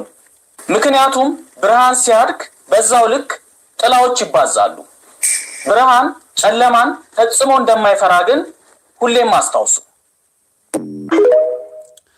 አሁን ወንድማችን እንግዲህ ተናግሮ ሞቷል፣ ወይም ደግሞ በትክክልም ቡዳ ምን እንደሆነ ለማብራራት ሞክሯል። ከየት አገኘው ይሄን ትምህርት? ምን ያህል ደከመበት? ከነማን ነው የተማረው? ማረጋገጫውስ ምንድን ነው? ኤክስፐሪመንቱ ሪዛልቱንስ እንዴት አይቶታል? ራሱ ህይወት ላይ አይቶት ነው ወይ? ይሄ ጥያቄ ያስነሳል አይደል? ግን ወደኋላ እንሂድ እስቲ። የጠቀሳቸው ባህሪያት በሙሉ የአጋንንት ባህሪያት ናቸው። ሰይጣን የለም ለማለት ነው? ሰው ራሱ ክፉ ነው ለማለት ነው? ወይስ እግዚአብሔር የፈጠረው ፍጥረት ሰው የተባለው ፍጥረት እንከን አለበት፣ ኢቪል ነው ወይም ክፉ ኢቪል አይ ብሎ እሱ አምጥቶታል። ክፉ ፍጥረት ነው እግዚአብሔር የፈጠረው ለማለት ነው። እንግዲህ እናንተ ውሰዱት። ዘፍጥረት ምዕራፍ 1 ቁጥር 26 ላይ ሰውን እንፍጠር አለና ባህሪያችን በምሳሌያችን እንፍጠር አለ። ስለዚህ እግዚአብሔር በሰው አይን ውስጥ ሆኖ ሰዎችን እየጎዳ እየገደለ ነው ማለት ነው። ባህሪያው ስለፈጠረ የሰው ተፈጥሮ ነው አይደል ያለው። ቡዳ የሚባል ሰይጣን የለም፣ ቡዳ የሚባል አስማት የለም ማለት። በመሰረቱ ቡዳ አስማት አይደለም፣ አስማትነት አይደለም፣ ያጋንንት ባህሪ ነው። ቡዳነት ያጋንንት ባህሪ ነው። ቡዳ የሚባሉ አጋንንቶች አሉ እንጂ የሆነ ሲስተም አይደለም። አስማት ማለት የሆነ ነገር ደግሞ ምን ብሎ ምናምን ማጂካሊ ሰርቶ ማቅረብ ነው። ከዛ ሰይጣን በዛ ነገር እንዲመጣ ማድረግ ነው። ቡዳነት ግን አንድ መንፈስ ከአይን ተነስቶ መጥቶ ሰዎችን የሚጎዳ መንፈስ መኖሩ ማሳያ ነው። ስለዚህ እግዚአብሔር ሰማይና ምድርን ፈጠረ፣ መልካም እንደሆነ አየ። አዝርዕትን ፈጠረ፣ መልካም እንደሆነ አየ። መልካም እንደሆነ አየና ልክ ሰውን ፈጠረ። እጅግ መልካም እንደሆነ አየ ብሎ መልካም የሚለው ውስጥ ክፉ የሚል አለ? በአይኑ የሚገድል የሚያደቅ የሚል አለ? ሊያውም እጅግ የሚል ጨምሮበታል። ሌላው መልካም መልካም ሲል ቆይቶ ሰው የሚለው ላይ ሲመጣ ግን እጅግ ነው የሚለው። እጅግ ማለት በቃ ከሌሎች ፍጥረታት የሚልቅ ማለት ነው። ታዲያ እጅግ መልካም ሆኖ የተፈጠረ ሰው አንበሳውን በቡዳ አይኑ ሳይገድል ሰውን መግደል ቻለ? ሰው በአይኑ ውሻን መግደል ሳይችል በአይኑ ዛፍን በአይኑ የሆነ ነገር ማጥፋት ሳይችል እንዴት ሰውን መብላት ይችላል? ዝም ብሎ የድክመት ስሜት አይሰማችሁም አለ። ዝም ብሎ የሆነ ሳትፈልጉት መጥቶ እንደዚህ አይሰማችሁም አለና መልሶ ደግሞ ዝም ብላችሁ ስራችሁን መስራት መፍትሄ ሆነዋል። እንዴት ነው የሚሆነው? እንዲሁ ከመሬት ተነሳችሁ የመዛል የመድከም ወይም ደግሞ የተስፋ መቁረጥና የመሰልቸት ስሜት የሚሰማችሁ ከሆነ ምንም ሳታረጉ የዋህና ቅን ሆናችሁ እኮ ነው። ይሄ ከሚሰማችሁ ከሆነ የነዛ የኢቪል አይ ያላቸው እሱ ወይም ደግሞ የአጋንንት አይን ያላቸው ሰዎች አይተዋችሁ እንደዚህ ካደረኳችሁ ለዚህ ነገር መድኃኒቱ ዝም ብሎ ስራ መስራት ነው? እንዴት ነው እንደዛ የሚሆነው? ይልቁንስ አይን ላይ የሚቀመጥ መንፈስ እንዳለ ቡዳ ምንድን ነው ብዬ መጽሐፍ ጽፌያለሁ። ማንበብ ይችላል ወንድማችን፣ ጋብዙት። ቲክቶክ ላይ ጋብዙት፣ መጥቶ ይግዛ፣ ወይም ደግሞ የሆነ ቦታ ላይ ይግዛ። ቡዳ ምን እንደሆነ 5-6 ጸሐፊያን ጽፈዋል። ቡዳ ሪል መንፈስ እንደሆነ ጸበል ቦታ ላይ እኔ ቡዳ ነኝ እዚህ ቦታ ላይ አገኘኋት በላኋት ብሎ ይናገራል። ከየት መጣ ሲባል ከቅድመ አያት ነው የመጣሁት ይላል። ዛር ቡዳ ነኝ ይላል። ይሄንን የሚለው እሱ እንግዲህ በዘር የሚተላለፍ የሰው ልጅ ኃይል ፓወር ነው ይላል አይደል? ታዲያ እግዚአብሔር በዘር ምንም የማታውቀው ልጅ ላይ መጥቶ እንዲያርፍባት ለምን ፈቀደ? በጸሎትስ የሚባረር ለምን ሆነ? በጸሎትስ የሚወገድ ሲጠየቅ የሚመልስስ እንዴት ሆነ? ይህ ሁሉ ሰይጣን የለም ለማለት ነው። ስለዚህ ፍሪሜሰነሪዎችን፣ ራውንድ ቴብል፣ ስካሊን ቦልስ ወይም ደግሞ ኒው ወርልድ ኦርደር የሚባሉትን የሰይጣን ማህበረተኞችን አውቀንም ሳናውቅ እየደገፍናቸው ነው ማለት ነው። ኤቲስትና ፓጋኖች ሰይጣን የለም ይላሉ። በተዘዋዋሪ መንገድ የማን አምላኪዎች ናቸው? ያው ራሳቸውን ያመልካሉ አይደለም? እንግዲህ ሰይጣን የለም ካሉ እግዚአብሔር የለም ካሉ ምን እያሉ ነው? ራሳቸውን እያመለኩ ነው። በተዘዋዋሪ መንገድ አምልኮ ላይ ናቸው ማለት ነው። ሰይጣን የሚያመልኩትም አሉ ደግሞ ልጅ እየሰው ሰው እየሰው ደግሞ ለሱ ግብር የሚያቀርቡም አሉ። ሳያውቁት የእነዚህም ግሩፕ አባል ሆነዋል። እና በአንድም በሌላ መንገድ ሳናውቅ መናፍስት በእኛ ውስጥ እንደሌሉ በቃላት መራቀቅ ውስጥ እየካድናቸው ነው። አዎ አጋንንትን መካድ ይገባል። አዎ ግን የለብኝም ብሎ ያለ ጸሎት ያለ ጾም ያለ ስግደት እንዲሁ ዝም ብሎ መረን ሆኖ እየኖሩ የለብኝም ቡዳ የሚባል የለም። ቀበርቾና ድኝ ሲጨስ የሚጮኸው ሰይጣን አይደለም ሰዎች ራሳቸው ናቸው የሚጮሁት ብሎ የሚያስብ ከሆነ ከባድ ነው። አዎ ቀበርቾና ድኝ ሲጨስ ሰይጣን አይጮህም፣ ግን ያስመስላል። ልክ ጸበል እንደነካው ሰው እሪ ብሎ ይጮሃል። ማነህ ሲባል ግን ሰይጣን ነኝ አይልም። አልማዝ ነኝ፣ እልፌ ነኝ፣ ገሌን ከበደ አየለ ገመቹ ነኝ፣ ማጎስ ነኝ፣ መገርሳ ነኝ ይላል። ሴቶች ላይ ሲጠራ ስም ይጠራል። ብዙ ጊዜ ሴቶች ላይ ነው የሚያርፈው ቡዳ መንፈስ። በጣም በፐርሰንት ሲሰላ 70% ሴቶች ላይ ነው፣ 30% ወንዶች ላይ ነው። አየኋት ወደድኳት ነው የሚለው፣ ወይም አየሁት ወደድኩት ይላል። ሞር በብዛት ወንዶች ቡዳ መንፈስን የሚዋርሱት ለሀብት ንብረት ብለው ነው። ሄደው የጅብ ቆዳ ላይ ይንከባለላሉ። እንግዲህ ብዙ ማታውቁት ብዙ ነገር ስላለ ነው። ገበያ ማዕከል ራቁታቸውን ይንከባለላሉ። ከዛ የገበያ አፈር አምጣ ተብሎ ይደገምለታል። ራቁቱን ሰዎች በድንጋይ እያባረሩት ሮጦ ወጥቶ ሄዶ ያንን አፈር ይዞ መጥቶ ለደብተራ ይሰጣል። ደብተራ ደግሞ ይደግምለታል። የህዝቡን የገበያ ድግምት በሙሉ ወደ ራሱ ይስባል። ሀብታም ይሆናል። ምንድነው ሲባል የቡዳ መንፈስን ለሀብት ንብረት ይዋረሱታል። በአይናቸው ያዩት ነገር በሙሉ የእነሱ ይሆናል ማለት ነው። ባንክ ሲገቡ በአይናቸው አፍጥጠው ካዩት የባንከሩ ስንት ልስጥ ይላል። ከኪሱ አውጥቶ የታሸገ 10 ሺህ ብር 20 ሺህ ብር ይሰጠዋል። ስላየው ብቻ። ምንድነው ሰጪው? አሰጪው ማን ነው? ሰጪውስ እሺ ሰውየው ነው። አሰጪው በውስጥ ሆኖ የሚያሰጠው ማን ነው? ተዋርሶ ነው። እና ብዙ ጊዜ እንዲህ አይነት መናፍስቶችን ለማወቅ ራስን መመርመር በቂ ነው። አለ እኔ ውስጥ ቼክ ማድረግ፣ ሃይማኖተኛ መሆን፣ ጸበል መጠመቅ፣ መስገድ፣ መጾም፣ መጸለይ፣ መጽሐፍቶችን ማንበብ እንጂ ዝም ብሎ የነጮችን አስተሳሰብ አምጥቶ እንደ መላምቱን እውነት ይሁን ውሸቱን ሳይታወቅ ዝም ብሎ መደርደሩ ከባድ ነው። ጻድቁ ኢዮብ አባታችን ኢዮብ ማለት ነው ጠላቴ በአይኑ አፈጠጠብኝ ጥርሱንም አንቀራጨጨብኝ ይላል። ቡዳን ሲገልጽ ነው። አጋር የምትባለው የአብርሃም የቤቱ ገረድ የነበረች ወይም ደግሞ የሳራ የቤቱ ሰራተኛ የነበረች ሳራ ልጅ መውለድ እንደማትችል ስታቅ አብርሃምም ልጅ እንዳልወለደ ሲያቅ አዝኖ ነበርና ሳራ ራሷ አፏን ከፍታ ምን አለች? ከአጋር ከቤት ሰራተኛችን ግባና ውለድ፣ ልጁንም እኔ ያሳድገዋለሁ አለች። አጋር የምትባለው ሴትም ከአብርሃም ካሰሪዋ ከቤቱ አባወራ ልጅ እንደጸነሰች ስታቅ ሳራን በአይኗ አቃለለቻት ይላል። በአይኗ ናቀቻት ብቻ ነው አይደለም። በውስጥ ያለው የቡዳ መንፈስ ሳራን ናቃት፣ በላት፣ በቡዳ በላት ማለት ነው። ሳራ በዚህም ተናዳ እያት አጋር ልጅ ውለጅልኝ ብዬ ከአንተ ጋር ብፈቅድላት አቃለለችኝ፣ በአይኗ ናቀችኝ፣ ቅንድቦቿን በኔ ላይ ከፍ አደረገች ይላል። እንደገናም ክርስቶስ ደግሞ በማቴዎስ ወንጌል ላይ ምን ብሎ ይናገራል? በመቶ አለቃው መቶ አለቃ አይደለም ይቅርታ፣ በወይኑ እርሻ ባለቤት መስሎ ሲናገር አንድ የወይኑ እርሻ የነበረው ሰው ነበረ። ብዙ ስራ ፋብሪካ በሉት፣ በዛሬው ዘመን ትልቅ ፋብሪካ ያለው ሰው ብላችሁ አስቡት። ብዙ የሚሰራ ስራ ስለነበረ ጠዋት 3 ሰዓት ላይ ወጥቶ ድድ ማስጫ ብለን ዛሬ የምንለው በየመንገዱ በየጎዳና ያሉትን ወጣቶች ሰብስቦ አመጣና ስራ ትፈልጋላችሁ አላቸው። አዎ ኑ እኔ ጋር ስራ ላሰራችሁ፣ ቀኑ ሙሉ አብረን እንስራና ማታ 12 ሰዓት ላይ 1 ዲናር ከፍላችኋለሁ አላቸው። እሺ ያሉ መጡ፣ ተሰሩ። ስራውን ሲያየው ቶሎ የሚያልቅ አይደለም። 6 ሰዓት ላይ ወጣና እንደገና ሰራተኞችን አምጥቶ ጨመረ።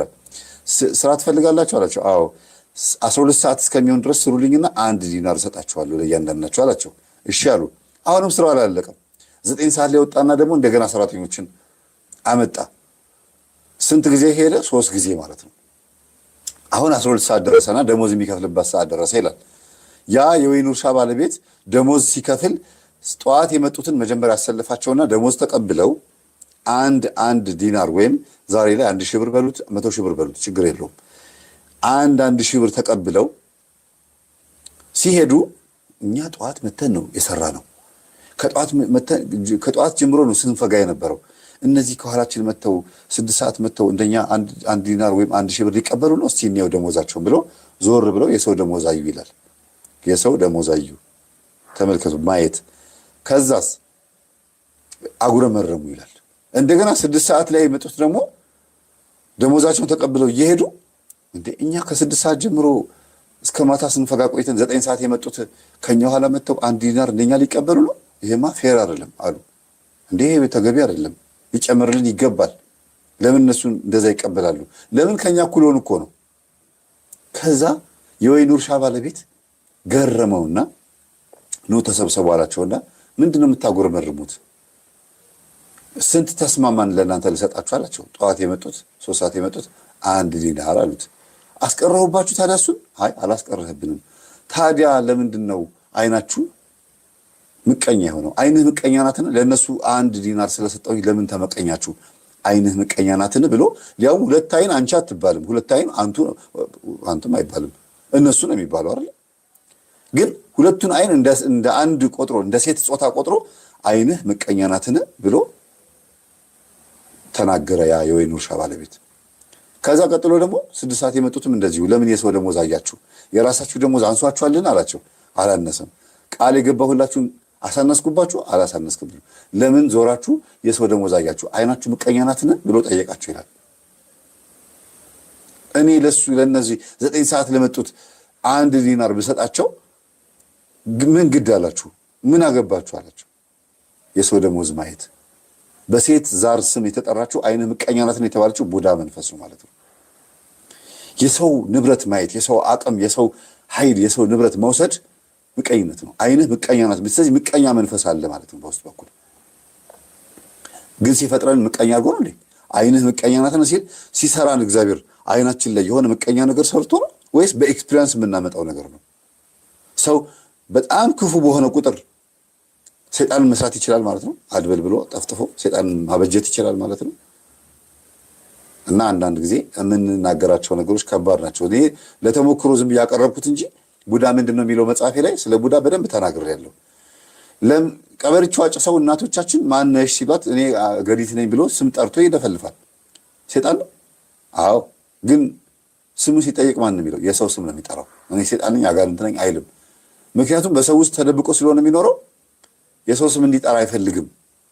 ሰዎች እርስ በርስ እንዲፋጁ ነው የሚፈልገው፣ እንዲናቆሩ ነው የሚፈልገው። ከዛስ በቃ በጸበል ሳይሆን በቀብሪቾ ነው የለፈለፍኩት። እኔንም ደግሞ አምነውኛል። ስለፈልፍም ቀበርቾ እኔን እንዳስጮኸኝ ነው የሚያስቡት። ስለዚህ አሪፍ ነው ይላል ሰይጣን። ጥሩ ነው እቺን ቀበርቾ ልጃታለሁ ይላል። ቀበርቾ እንኳ አስጠልቶት አይደለም። ወይም የጎማ ጨስ ጎማ ያጨሳሉ አይደለም? ጎማ ያጨሳሉ፣ ድኝ ያጨሳሉ፣ ቀበርቾ ያጨሳሉ። ይሄን የሚያደርጉት እናቶቻችን ሰይጣን በዚህ የሚጮህ ወይም ደግሞ የሰው ባህሪ በዚህ የሚጮህ መስሏቸው ነው። ስለተለመደ ከጥንት ጀምሮ ስለመጣ ነው እንጂ ሰይጣን ብልጥ ነው አይደለም። በቀበርቾ በጸበል እንኳን እየተጠፈጠፈ እቆያለሁ የሚል ነው። አልወጣም ቶሎ ይላል። ለምን ትፈልገኛለች ልጅቷ? ይፈልጉኛል ወይ ንስሐ ያልገባንበት ኃጢአት ካለ ያችን ኃጢአት እንደ ምክንያት አድርጎ ሊቆይ ይፈልጋል።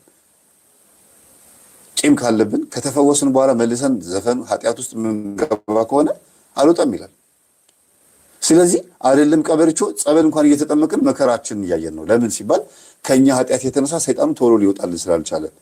ታዲያ እኩል የምትኳል ቡና የምታፈላ ዝም ብላ ቤት ውስጥ እንደፈለገች የምትሆን አንዲት የቤት እመቤትና አንዲት አሮጊት ሴትዮ ወይም አንድ ሽማግሌ ድኝ ቀበርቾ ስላጨሰ ሰይጣን እንዲያስለፈልፈው ነው? ካህን እንኳን በመስቀሉ ያልቻለው። ስለዚህ ሰይጣን ታክቲከኛ ነው፣ ሲስተምኛ ነው። አይን ላይ ሆኖ ብዙ ችግር ይፈጥራል። ነጮች ሰርድ አይስ ወይም ደግሞ ሶስተኛው አይን ብለው ይጠሩታል። የአይን ችግር እንደሆነ አስበው መነጽር ሁሉ ማዘዝ ጀምረዋል። አጅሬው ተመችቶታል። የአይን ችግር ያለባቸው ተብሎ መነጽር መታዘዝ ተጀምሯል። የቡዳ መንፈስ ያለበት ሰዎች የሆነ አለ ለነሱ ተብሎ የተሰራ መነጽር። አጅሬው ደግሞ ይሄን መነጽር ከገዙት እኔ በአይናቸው ውስጥ ሆኜ የሆነ ነገር እንዳልጎዳ ብለው ነው። ስለዚህ ይሁንላቸው ብሎ ተቀብሎታል። ለምን? ጸበል ቦታ እንዲሄዱ ስለማይፈልግ ወደ እምነት እንዳይሄዱ። አይ መነጽርም ቢኖር እንኳን እያለ ከመነጽሩ አልፌ ሄጄ ያንን ዕቃ ከሰበርኩባቸው፣ ከጎዳሁባቸው፣ ችግር ከፈጠርኩባቸው አይ መነጽሩ ምንም ጥቅም የለውም ብለው አውልቆ የጥሉትና ወደ እምነት ቦታ ሄዱብኛል ብሎ ስለሚያስብ መነጽሩን ሲያደርጉ የሆነ ምልክት ያሳያቸዋል። ኦኬ ስለዚህ በመነጽሩ ፓወር ይቀንሷል ማለት ነው ምናምን ብሎ ያስባሉ ማለት ነው። እና ሰይጣን በጣም ዘዴኛ ነው። ይሄንን ደግሞ አባታችን አባ ገብረ ኪዳን ሲናገሩ ትሰማላችሁ። አሁን ቀጥሉ እንዴት አይነት ዘዴኛ እንደሆነ ማለት ነው። እና ወንድማችን ተሸውዷል ለማለት ፈልጌ ነው። ሁሉ ጊዜ ምትክ ይበቃል። ባይታውያንን እኮ ማለት ነው። ስሙ አሁን አባታችን ቀልድ ይመስላችኋል ክርስትና እንዴ? እኔና እናንተ እኮ ተውት፣ እኛን ሰይጣንም የሚነካን አይመስለኝም። እኔ ባይታውያንን እኮ ማለት ነው ዳዊት አላቋርጥም ካለት በጥፊ ብሎ እኮ ዳዊታቸውን ሁሉ ይቀማቸዋል። ዳዊታቸውን ቀምቶ ደግሞ ምንድን ነው የሚያደርገው? አንተ እግዚአብሔር ካለ ቶ ሌላውን ቶ ጤናህን አይስጥህ፣ ምግብ አይስጥህ፣ ልብስ አይስጥህ፣ ባይሆን እኔን አያባረረልህም ወይ ይላል። በጣም ነው እኮ የሚገርሙ። እግዚአብሔር ካለ የምትጸልየው ጸሎት ባይሆን ሰይጣንን አያሸሽልህም ወይ ይላል። አያችሁ አባታችን አባ ገብረ ኪዳን በአንድም በሌላ መንገድ የእኛን ትምህርት እየደገፉ ነው ያሉት። ምናልባት ተሻሽለዋል ብዬ ነው የማስበው። የዛሬ 6 ዓመት የዛሬ 5 ዓመት ይህን ትምህርት ለመቃወም የሚናገሯቸውን ቃላቶች እስቲ አምጡትና እንደው አንድ ቲክቶከር እባካችሁ፣ እኔ ጊዜ ስለሌለኝ ነው፣ የሆነ ቲክቶከር ዩቲዩበር ጎበዞች የሆናችሁ ይሄንን ቪዲዮ ሲሰሩት አባታችን አባ ገብረ ኪዳን የሚያጠምቁ አባቶችን እንዴት እንደሚቃወሙ አጋንንትን የሚያዩበት መነጽር ማለቴ አመለካከታቸው ምን እንደነበረና ከጊዜ በኋላ ደግሞ የሚያነሷቸውን ሐሳቦች እስቲ አነጻጽሩት። በትክክል ያኛው ከሆነ ዓመት በፊት የነበሩት ሰባኪ ሌላ፣ አሁን የሚመልሱት አባ ገብረ ኪዳን ለሆነ ሰባኪ መልስ የሚመልሱ ነው የሚመስሉት። በጣም ተቀይረዋል። ለምንድን ነው እንደዚህ እንድናገር ያደረገኝ? እኛ ሰይጣን እንደዚህ አይነት ታክቲከኛ ነው፣ ደፋር ነው፣ እንደዚህ ያደርጋል እያልን ስንናገር ምን መብት አለው? ለምን ስልጣን ትሰጡታላችሁ? እንዴት ክርስቲያን ሰይጣን አለብኝ ይላል እያሉ ሲናገሩ የነበሩ አባት ናቸው። ዛሬ ላይ ደግሞ ይሄን እየተናገሩ ነው። ተመስገን። ባህታውያንን እንኳን መዝሙረ ዳዊታቸውን ከእጃቸው ቀምተው በጥፊ ይመታቸዋል አሉ። ምን ስልጣን ኖሮት? እንዴት ስልጣን አገኘ? ጸሎታቸው እንዴት ሰይጣን ሊያርቅ አልቻለም? እሳቸውም እንዳሉት እኮ ነው። ይሄ ጥያቄ የሰውም ጥያቄ ነው፣ የአጋንንት ብቻ አይደለም። ወይም ሰውየው ይሄን ጥያቄ በአይምሮ ላይ እንዲመጣበት አጋንንት በአይምሮችን ላይ መሳል ብቻ ሳይሆን መከሰት ብቻ ሳይሆን በተግባር መጥተው ልክ እንደ አባ ዳንኤልና እንደ አባ ያዕቆብ ሆድ ውስጥ ጨጓራ ውስጥ ገብቶ ይላል ስንክሳር ላይ ሆዱን ይፈተፍቱት ነበረ ጨጓራው እንዲነሳበት ይላሉ። ምን ስልጣን አገኙ?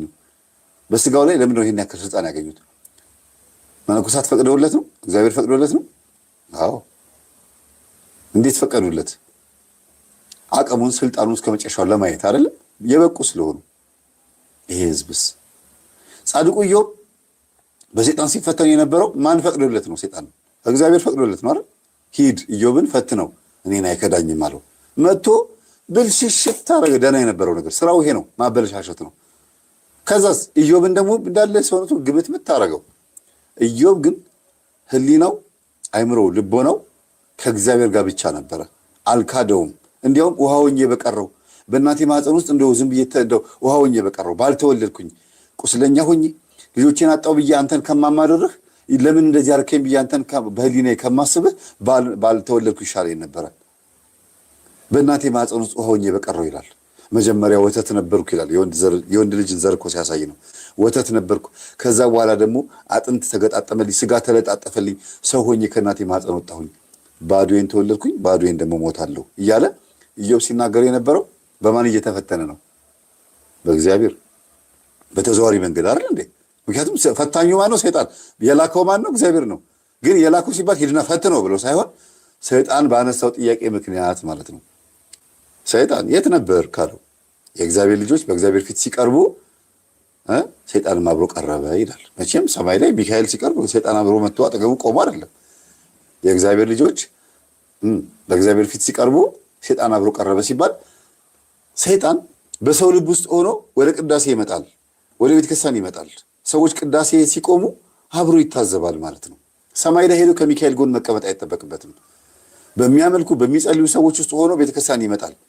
እንዲያውም አንድ ቲያትር ነበር። ምን ይላል? ሰይጣንም በሰይጣንነቱ ቤተክርስቲያን ውስጥ አለ ይላል። እንደ ቅዱስ ሚካኤል ስዕል ማለት ነው። ቅዱስ ሚካኤል ረግጦት ሚዛን ይዞ በሰይፍ እንደዚህ ሲል ሰይጣን በንጉስነቱ አለ፣ በሰይጣንነቱ ተረግጦ በቤተክርስቲያን ውስጥ አለ። ስለዚህ ኢዮብ እየተፈተነ ያለው በተዘዋዋሪ መንገድ በእግዚአብሔር ነው ማለት ነው። ስለዚህ እግዚአብሔር ጨካኝ ነው ማለት ነው አይደለም። የኢዮብ ጽናት ለኛ ትምህርት እንዲሆን ኢዮብ እጅግ ብርቱ እንዲሆንም እግዚአብሔር እየረዳው እንደገናም ደግሞ ኢዮብ በራሱ ፈቃድም ደግሞ ብርቱ እንደሆነ ለኛ ሲያሳየን ነው። ሰይጣን አለኝ የሚለውን ጦር በሙሉ አራግፎ ከጨረሰ በኋላ ብን ብሎ ይጠፋል። ምን ሲሆን? ሲሸነፍ። መቼ ነው የሚሸነፈው? በጽናት። ስለዚህ ጸበልተኞችን ለምን ትሰድቡብናላችሁ? እናቶቻችን፣ አባቶቻችን፣ መነኮሳት አባቶቻችን አትስደቡብን። ጸበልተኞች ቶሎ ያልዳኑት እግዚአብሔር በእነሱ ላይ ብዙ የሚያስተምረው ነገር ስላለ ነው። ቶሎ ያልዳኑ ሲጠመቁም አንዳንድ አባቶች ሲፈውሱም ቶሎ መንፈሱ የማይወጣበት ምክንያት አንዱ ይሄ አስተምሮ ስላለ ነው። በህሊናው መጥተዋል እኮ እኛ አባት አረጋዊ መንፈሳዊ ማሪሳቅና ፊልክስዩስ የመጽሐፈ መነኮሳት ላይ ብታነቡት ትገረማላችሁ። በህሊናው ላይ መጥቶ እግዚአብሔር እኔ እንኳን አጠገብ ቁጭ ብዬ ለምንድን ነው የማያርቅልህ እኔን የማያርቅልህ ጸሎትህ እኔን እንኳን ማረቅ አልቻለም እያለ በህሊናው ያናግረዋል አሉ። ከስጋው አልፎ በአይምሮ ውስጥ እንኳን ማናገር ይችላል ሰይጣን። ግን መዝሙረ ዳዊትን የሚጸልይ እኮ ነው። ስለዚህ አባታችን ምን ብለው ነበር ከዚህ በፊት? መዝሙረ ዳዊትን ጸልዩ ብን ብሎ ይጠፋል፣ አጠገባችሁ እንኳን አይጠቀምም፣ 40 ክንድ ይርቃል ሲሉ አልነበር? ታዲያ አባቶች በዚህ ልክ ሲፈተኑ ሲሰቃዩ ሲደበድባቸው አጋንንት አያቃጥለውም ማለት ነው ጸሎቱ? አይ ቆይ አትሂድ አትራቅ፣ ይህንን ባህታዊ በፈት ነው ቆይ እዚሁ ሁን እያለ እግዚአብሔር ሰይጣን እንዳያርቀው ወይ ሚካኤል ሂድ ፈት ነው እያለ በግድ እየላከው ነው ማለት ነው። እንደው ሰይጣን ካልጠፋ ቦታ የሚጸልይ መነኩሴ ጋር ምን ያደርጋል? የሚጸልይ ባህታዊ ጋርስ ምን ያደርጋል? በጸሎት የሚቃጠል ከሆነ የሚለበለብ ከሆነ ምን ያደርጋል? እዛ ጋር አንድ የሆነ ያልተገለጠልን ሚስጥር አለ ቤተሰቦች፣ የሆነ ያልገባን ነገር አለ፣ ወይም የሆነ ሰው ማወቅ የሚገባው አንድ ጉዳይ አለ ማለት ነው። ምንድነው ታውቃላችሁ? ዲያብሎስ ልብን ያህል ፊትን ያህል፣ ዲያብሎስ ፊትን ልብን ያህል። እግዚአብሔርም ዝም የሚልበት ምክንያት አለው፣ ዲያብሎስም ዝም ይላል ምክንያት አለው፣ ሰውም ዝም ይላል ምክንያት አለው። ግን ሁሉም በአፍ ቃል ሳይሆን ልብ ላይ ባለ ሐሳብ ነው የምንነጋገረው። ዝም ብዬ ዲያብሎስም በተግባር ግን እየቀጠቀጥኩት ሊሆን ይችላል በአፌ ሳልናገር። አንዳንድ ሰው ደግሞ በተግባር ሳይቀጠቅጠው በአፉ ዝም ብሎ ይለፈልፋል። ተገላቢጦሽ ማለት ነው። እግዚአብሔር ደግሞ ልክ እንደ ማን መሰላችሁ?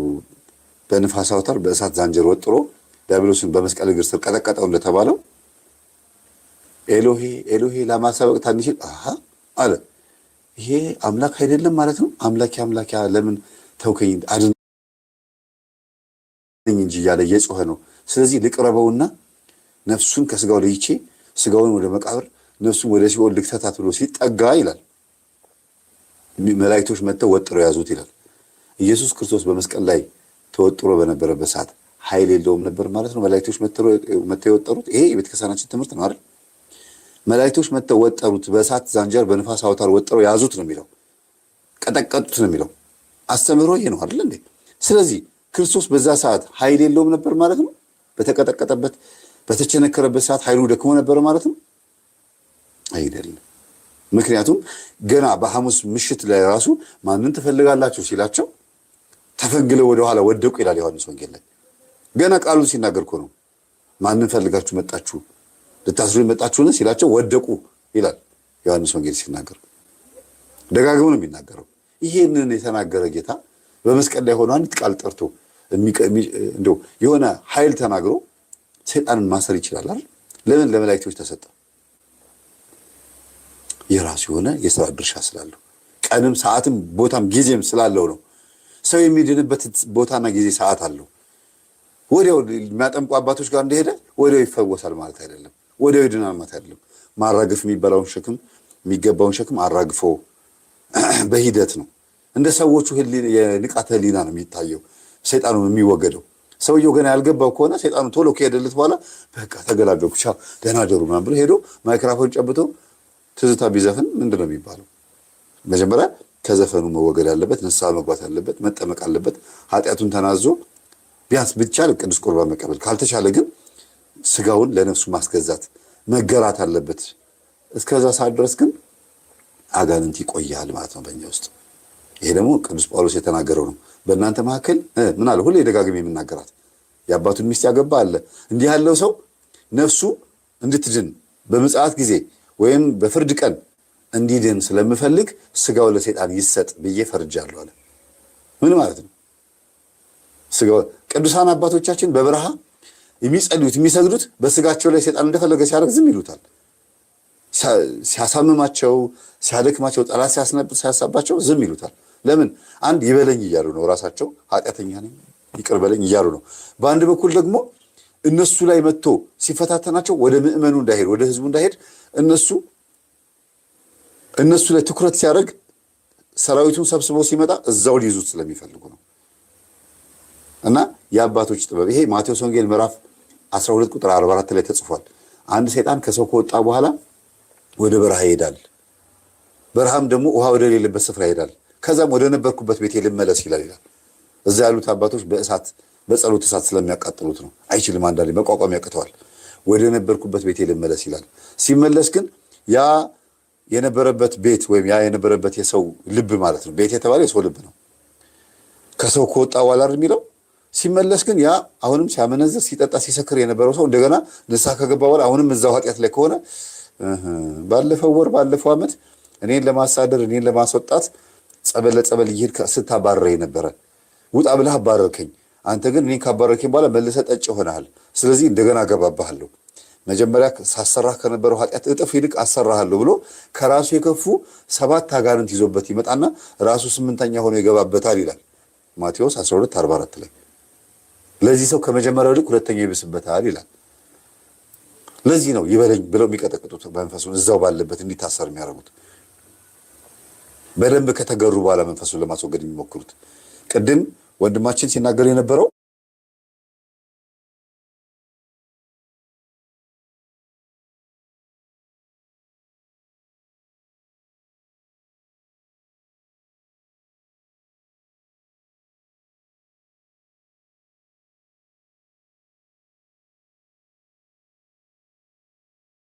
መንፈሱን ለማስወገድ የሚሞክሩት።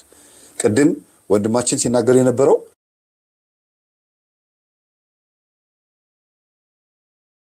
ቡዳ የሚባል የለም የሰው ልጅ ኃይል ነው እንደዚህ የሚያደርገው ብሎ ተናገራል።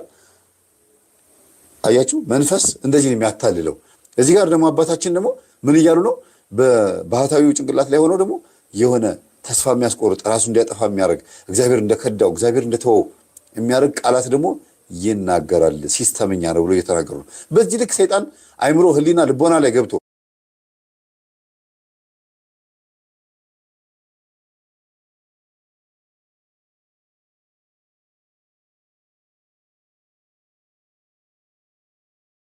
ሲስተምኛ ነው ብሎ እየተናገሩ ነው። በዚህ ልክ ሰይጣን አይምሮ፣ ህሊና፣ ልቦና ላይ ገብቶ ማውራት ከቻለ ስጋን መጎሰብ፣ በጥፊ መማታት ከቻለ ስለዚህ ዘወትር መነጋገር ያለብን እንዲህ እንዳያደርግ እንዴት እናደርግ በሚለው ላይ ነው።